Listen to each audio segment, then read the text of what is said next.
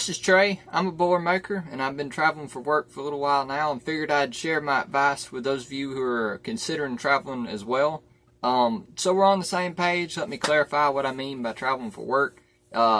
If you have to drive a long way from home and stay away from home for extended periods of time, that would be what I'd consider traveling for work. But you're not relocating and living somewhere else entirely. You still have a home that you come back to. It can be for just a few days up to several months. For me personally, it's usually consisted of about 6 to 8 week periods of time. And I haven't really gotten a lot of help from my job. No hotel stays or nothing like that. That's all been on me. So let's get into some of my advice here.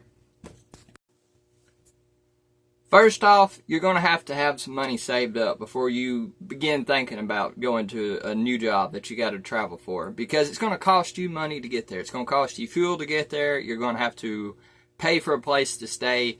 Usually after you get there, you're going to remember something that you forgot back home. Like, I needed winter clothes when I got to my last job and I didn't have enough. So be considerate of these things. It's going to cost more after you get moved to your new place. Like, the food's usually going to cost more, the stay, various other things. Because if you're like me, you're going to be working a lot of overtime, not have as much time at home, so you're going to want to eat out and little stuff like that. A guy once told me, if you're working away from home and you're not staying home, you need to make $10,000 more a year for it to be worth it. If you're creative, it doesn't have to be quite that much. Particularly with your accommodations, you can bring that cost down more easily than other costs. So that's the first thing I want to jump into.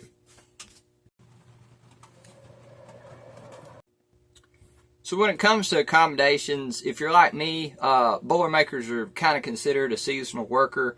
So the places that we go to usually have bulletin boards set up where you can find places to rent from locals, or they have hookups for RVs and campers, which is convenient, but a lot of people are still going to go the hotel and motel route. And there's a lot of pros and cons to that. I'll jump into some of the pros first, and then just the fact that it's easy to find these places. You got a lot of conveniences there. Usually you're in town, and things such as that.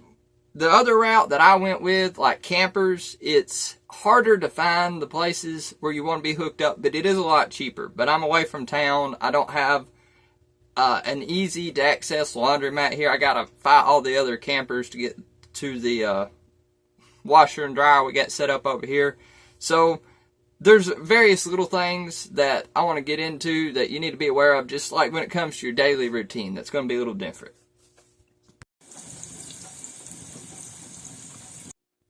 Your first money-saving option I would suggest you look into or think about is just cooking for yourself. You're going to get quality food. If you eat on it for a couple days, like for leftovers for lunch the next day, it's going to be a lot cheaper. But if you're working a lot of overtime like I did, you're going to be pressed for this. And you got to worry about food spoilage and stuff. But when I was a roofer, I ate out quite a bit. Too much, in fact. It got kind of expensive. So that was why I especially wanted to be cooking for myself this job. Just weigh, your pros and cons in this situation. Because if you're at a hotel or motel, you're probably not going to be able to use a hot plate or a toaster oven like I had here. Your only option is probably going to be a microwave. So eating out might be more convenient and better there. Also, like I already touched on a little bit, doing laundry while on the road is a bit more of a challenge. If you're in a campground or at a hotel, you got to work around other people a lot of the times. Otherwise, you'd be forced to go to a laundromat, which gets expensive. Here, however, I bought my own portable washing machine, which is quite small, so you're only able to do one load of clothes an evening. So it's time consuming, but it was worth it for me to be able to do my own clothes. Some places, like if you're working a lot of overtime, like hotels or even some locals, like I said, if you rented from somebody, they might do your own laundry, maybe for an extra cost, which could be convenient. Some final notes to the scheduling component of this. You could use throwaway plates and whatnot, but I prefer not to.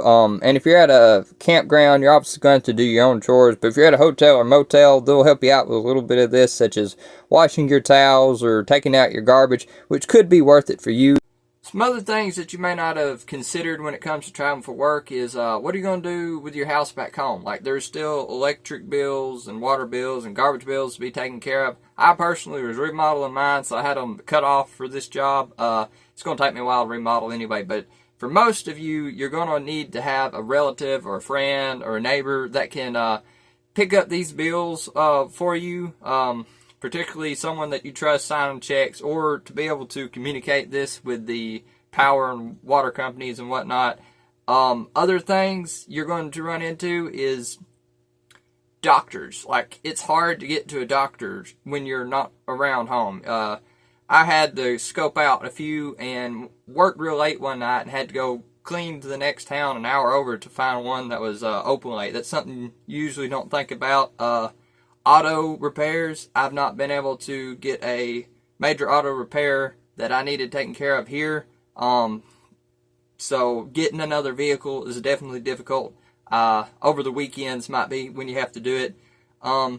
Amongst various other things, such as legal issues like taking care of driver's license renewals and getting your tag for your vehicle. These are things you're probably just going to have to tell your job that you're going to have to take a few days off to take care of. And that will cover my advice for working away from home. I hope that it's useful for y'all. I hope that you got something out of this. Maybe something you hadn't thought about or needed to consider before heading out. So until next time, God bless.